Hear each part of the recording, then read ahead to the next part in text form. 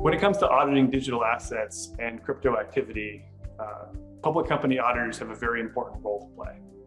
Now, is auditing digital assets very different than auditing other assets or other transactions?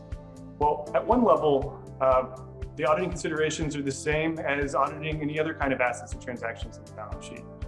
Public company auditors apply the same professional standards, PCAOB standards, when auditing digital asset transactions as they do auditing non-digital asset transactions. And there are no particular auditing standards that are specific to digital assets. Now, that being said, there are some important considerations for auditors as they are in a position to audit digital asset related activity. Not only we're seeing the emerging disruptors and the kind of crypto native companies who are interested in filing a registration and becoming public companies, but we also are seeing existing public companies who want to get into either digital assets, blockchain technology. And so we're going to have to tackle this, whether it's these emerging companies who are really embracing the cryptocurrency and digital asset nature, and as well as these traditional public companies. We typically see two primary areas that auditors need to focus on, and that's existence and valuation. So auditors are going to need to make sure they have the appropriate skill set to look at these audit risks, and that might mean they need to bring in some specialists, whether those are data scientists, photographic specialists, or valuation specialists. First, don't take everything at face value. Start with the contracts. Next, look at the white papers, and of course, make sure that you're considering all the rights and privileges, both stated and unstated, that a digital asset gives to the holder thereof. Similar questions apply when you're thinking about the issuer of digital assets. Is this a liability?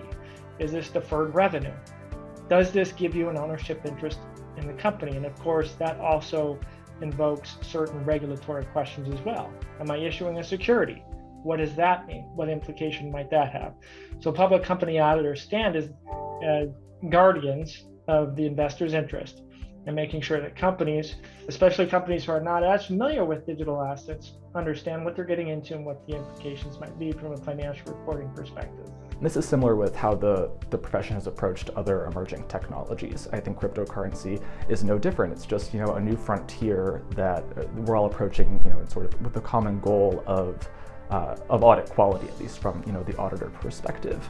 The CAQ and the AICPA have provided the space for the profession to come together in many ways to navigate these issues and understand what issues may arise in the near future. There are no specific auditing standards for digital assets themselves, and so an auditor is held to the same professional standards, obtaining independent, reliable, sufficient audit evidence for digital asset transactions as they do for any other area of the audit. The bar should be the same.